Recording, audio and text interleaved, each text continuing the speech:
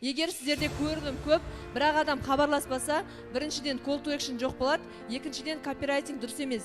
Егер көп кісіге хабарласты, бірақ сатылым жоқ болса, сату өнеріне байланысты. Сату өнері дұрыс емес деген сөз. Клиентке қайта хабарласу керектігін ескерту керек. Айтасыз, сізге мен қайта WhatsApp-тан жазайын ба, әлде сізге хабарласайын ба, сізге қайсысы ыңғайлы деу керек болды.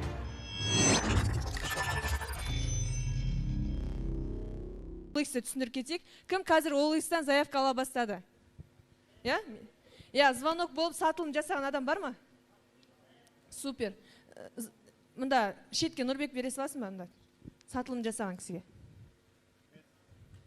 Және ол, екінші жазып алыңыздар, этаптар болады. Одан бөлек ол салаға байланысты әртүрлі болады. Қараңыздар, кейбір салаларда егер шешуші кезеңі жаңа айтты ғой, кездесу болып, кездесуде сататын болса, мысалы қараңыздар, бір кісі үй сатады дейге, ол кісі үй сататын болса, жарнама жіберді, біреу ол кісіге хабарласа, телефонда ол үйді сатып жібере алмайды, дұрыс қой? Ол бірінші келіп көру керек, дұрыс. Енді сіз басқа қалаға жарнама жіберіп жатырсыз, немесе Алматыға болсын, бір қандай да бір зат саттыңыз дедік, мысалға телефон болсын, наушниктің мысалға сырты болсын, не сатып жатырсыз, ол кезде адам бірінші көрейін деп айтпайды, сізге алып кеп бер, мен алам деп айтады ғой. Дұрыс қой? Сол сияқты воронканың этаптары бір жаңағы қалай жарнама алаңына салынса да, салаға байланысты этаптар әртүрлі болады. Оны қазір түсіндірем. Енді сізде қандай сала? Көлік тасымалдау. Тасымалдау, адам тасымалдау. Ең біріншісі жарнама беру, ол жерде... Жарнама жіберу емес. Сіз жарнаманы OLX-қа салдыңыз, OLX-қа салдыңыз. Жақсы, жарнамаңызда қанша көрілім болды? 50. Көп болып қапты ғой. Сосын? 50 көрілім. 50 адамның 10 адам хабарласты. Мынада қараңыз ағай, мынадай нәрсе бар. Жаңағы колесада, кришада, сосын OLX-та қызықты деген болады, жұлдызшаны көресіздер ғой, қызықты деген адамның саны қанша болды? 25. Өзі сақтап алған. 25. Керемет, қызықты. Жарнамаңыз, оферіңіз жақсы болып тұр ғой сіздің. Сосын, қанша адам хабарласты? Жақсы, хабарласты. Қанша адаммен кездесу болды ма, әлде тікелей барып? Тікелей уже қолданылды біздің услугамен. Енді сізге мынандай сұрақта, сізге 10 адам хабарласты, 10 адам ойланайын деп айтады ма, әлде тікелей тапсырыс бере салады ма? Сізге 10 адаммен сөйлестіңіз, 10-ында сіз қызмет көрсеттіңіз ба? Жоқ, ойланайын дегендер болды. Жақсы. Ойланғанда ол кісіге не деп айтады сізге? Мен қазір күте тұрмын, мен ойланып алайын деймін, әлде сіз оған қайта хабарласасыз ба? Мен өзім хабарласам деп айтады маған. Бірақ сіз өзіңіз хабарласу керек едіңіз, ағай. Қазір мен түсіндірем. Қайта хабарласты. Қанша адам сізге қайта хабарласты? Осы 10 адамның ішінен. Мен хабарластым. Керемет. Мен 4-еуі олардың заказы алды. 6-ауы хабарласқан жоқ, мен өзім 6-ауына хабарластым. Бірақ, тоқтаңыз, 6-ау да сізбен сөйлесті ма? Иә, сөйлесті. Точно? Иә. Жарайды, оны. Звондадым мен. Енді онымен қайта хабарласты, 4-еуіне қызмет көрсетілді. Қызмет көрсетілді. Енді мына жерде мынандай нәрсе, қараңыз ағай. Ағай мына жерде әрбір этапта не дұрыс еместігін айтты ма? Мен қайталап айтып кетейін, ағай, қараңыз. 50 көрілім, бірақ 25 звонок болса, конверсия 50% сізде жақсы. То есть жарсынан кеп тұр, бұл керемет деген нәрсе да. Егер қараңыздар, мына жерде мен қосымша сызып көрсетем, қазір не дұрыс емес болуы мүмкін. Егер сізде 1000 көрілім болды, бірақ мына жерге 10 адам хабарласқан болса, мысалға, онда сіздің жарнамаңызда call to action жоқ деген сөз. Жазып алыңыздаршы, егер сіздерде көрілім көп, бірақ адам хабарласпаса, біріншіден call to action жоқ болады, екіншіден копирайтинг дұрыс емес. Әрбір этапта қараңыздар, көрілім көп, бірақ сіздерге қызыққан немесе хабарласқан адам аз болатын болса, онда сіздерде жарнаманың сапасы жоқ деген сөз. Call to action былай жазып аласыздар, мен қазір сабақта копирайтингта түсіндірем. Неки, call to action. Экран көрсетесіңдер ма, жігіттер?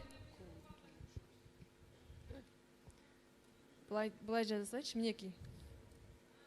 Call to action. Көрінді ма енді?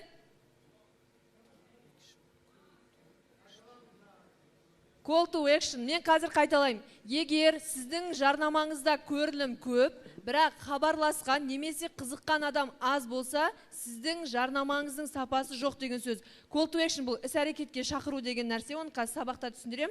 Немесе сіздің копирайтингіңіз дұрыс емес. Жазып алдық па? иә түсінікті болды ма? иә түсінікті. Енді қараңыз, көрілім 10 жақсы кетті. Енді сізге бұл жерде хабарласуы мүмкін. 5 адам хабарласа, бұл жерде де call to actionға жатады. Бұл жерде көбінесе тікелей оферға байланысты болады. Оферға жазып алыңыздар. Қараңыздар, жарнамаңызды көп адам көрді, бірақ хабарласу аз болатын болса, ол тікелей оферға байланысты. Кейбір адамдар жай ғана қызығып қарауы мүмкін деген сияқты. Қараңыздар, қызыққан адам көп, бірақ хабарласқан адам жоқ. Мысалға, мына жерде 10 адам деп ойлаймыз, қызыққан, бірақ хабарласқан адам 5 немесе 2 болатын, тіпті 2 деп есептей берекші болса, демек сізде оферіңіз кішкене дұрыс емес деген сөз. Ағай, мұнан сіз өзіңізге қабылдап қалмаңыз, сіздің жарнамаңыз жақсы. Мен мысалмен келтіріп жатырмын. Түсіндік па? Түсіндік. Енді қараңыздар, мына жерде енді 5 адам дедік қой. 5 адаммен сіздерге хабарласты. Жақсы болды, жаман болса да, жақсы болса да 5 адаммен сөйлестіңіздер, бірақ сіздер оған қайта хабарласқан кезде сіздердің телефондарыңызды алмауы мүмкін ол кісі, немесе өзі сізге хабарласпауы мүмкін. Мына жерде біреу ғана қалып қалуы мүмкін, немесе 2. Бұл жерде не дұрыс емес деп ойлайсыздар? Сату өнері дұрыс емес. Жаз қойыңыздар, егер көп кісіге хабарласты, бірақ сатылым жоқ болса, сату өнеріне байланысты. Сату өнері дұрыс емес деген сөз.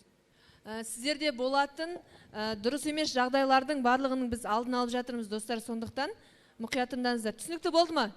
Иә, түсіндім. Сату өнері жоқ деген сөз. Егер хабарласылды көп болса. Енді қараңыз, ағай, сізде мына жерде қызмет көрсетілді, бірақ мына жерде жоқ болса, сізде проблема неде екен айтайын ба? Сіз мына адамдарға, жалпы мынандай болған, біз алғаш таргетингті жасап жүрдік, бір күндер таргетинг дұрыс кетті ма, кетпеді ма білмеймін, бірақ бізге 300 түскен заявкадан біз біреуінде сата алмаған күндер болған. 300 заявкадан, таргетингтен 300 заявка түсті, біз біреуінде сата алмадық. Неге? Өйткені кейін бізге ақпаян түсіндірді біздің қателікті. Біз сөйлескен адамдарға, сізге мен қазір ойланыңыз 5 минуттан кейін немесе жарты сағаттан кейін хабарласамын деген нәрсені айтпай кеттік. Енді қараңыз, сізге адам сөйлесілді, сіздер өздеріңізді клиенттің орнына қойыңыздар, Мысалға, мен сізбен сөйлестім, мен сізге айтам, мен жаңа қызмет көрсетуші адаммын, сізге айтам, жақсы, ойлансаңыз, мен сізге қанша уақытта хабарласайын деп сұрау керекпін сізден. Ертең ақпаян өзінің сабағында айтады. Сосын айтады, жарты сағаттан кейін немесе 1 сағаттан кейін деген сияқты. Адам өзіне жауапкершілікті алады сол кезде. Дұрыс қой? Менен хабарласады, мен күтейін дейді. Ал егер бұл ойланам деп өтірік айтты, бірақ сізге оған ұнамаған болса, ол сол жерде тікелей айтады, хабарласпай ақ қой, сенің қызметің маған керек емес деп. Дұрыс қой? Сондықтан адамды дайындап алу керек звонокқа. Түсіндіңіз бе, ағай? Түсіндім. Сізде қателік кеткен осы жерде. Жаз қойыңыздар, клиентке қайта хабарласу керектігін ескерту керек. Клиентке қайта хабарласу керектігін айтасыз, сізге мен қайта WhatsApp-тан жазайын ба, әлде сізге хабарласайын ба, сізге қайсысы ыңғайлы деу керек болды. Ағай, сізде адам тасығанда таксисіз ба? Нақты қандай? OLX-қа сабатсыз ба? OLX-та. То есть Большое Алматинское озеро. Такси на Большое Алматинское озеро. Түсінікті. Енді ағай, мына жерде бір кейде мынандай жағдайлар болады да, қайталанатын процестер болады. Егер сіз Яндекс болса, жарайды, қандай десем болады? Мысалға, Яндексте біз заказ берген кезде әртүрлі такси келеді ғой. Егер сіз белгілі бір адамдарды ғана таситын болсаңыз, ол сізге үнемі тапсырыс беріп отырады, Сол сияқты сіздерде сондай повторный клиенттер болады ма? Болады. Ондай болатын болса, мына жерде қайта келу деп жазып қоясыз. Кім оптым заттар сатумен айналысады? Қайта келу, дұрыс. Кім оптым сатумен айналысады? 2-3 адам ғана, Қараңыздар, мына этап сіздерге өте керек нәрсе. Себебі бұл жерде адамдар, оптовиктер көп жағдайда жоғалып кетеді. Бұрыннан айналысып жүрген адам бар ма, оптым заттарды сатып? Сіз айналысып жүрсіз ба? Жоғалып кеткен оптовиктер болды ма, болмады ма? Болды, Енді біз мына жерде көрген жоқпыз да, енді мен осы жерде бір мысал келтіре кетейін. Бізде Аламанда бір оптым сумка сатумен айналысатын адам болды да, ол кісінің тұрақты түрде 103 оптовигі болды. 103 оптовигі болды. Ол әр 2 апта сайын заказ беретін еді ол кісіге. Бір күні біз есептедім, ағай, сіз жазыңыз дедім, соңғы есептеген кезде 103 оптовик шықты, соңғы 2 аптаныкінде. Енді келесі аптада олардың ережесі бойынша 2 аптадан кейін оптовиктер заказ беру керек еді. Бірақ ол кісіде 70 оптовик заказ берді. Неге деп ойлайсыздар? Артқа хабарласу болған жоқ. Жоқ. Тағы не деп ойлайсыздар? Жойылып кетті, және? Тауарны. Жоқ. Бұл оптовиктер тұрақты адамдар еді. Тұрақты адамдар. Осы жағдай. Енді мен осы жерде бір жағдайды айтайын, сіздер мен бір мысал келтірсем, оның астарында қаншама мысалдар жатады да, мән беріңіздер, жақсы ма? Бұл жерде өзінің мына жерде сату менеджері жұмыс жасаған. Сату менеджері келесі оптовиктер мыналар тұрақты түрде тұр ғой, ол сату менеджерімен сөйлеседі. Бірақ осы сәтте мына клиенттер повторный заказ берген кезде сатушысы басқа бір магазин алып өзі үстінен табыс көріп отырған. Мынау не үшін керек, түсіндіңіздер ғой? Бұл біріншісі, егер кімде менеджерлар жұмыс жасайды, соның алдын алу үшін. Енді сіз ойлайсыз ғой, мысалы өткен аптада 103 болды. Неге осы аптада 70 адам келіп тұр? Адамда болады ғой. Сосын сіз мына адамдарға хабарласасыз. Мына адамға хабарласқан кезде, біз сізден кеше ғана заказ бердік қой деп айтады. Айтқан, то есть. Көрдіңіз ғой?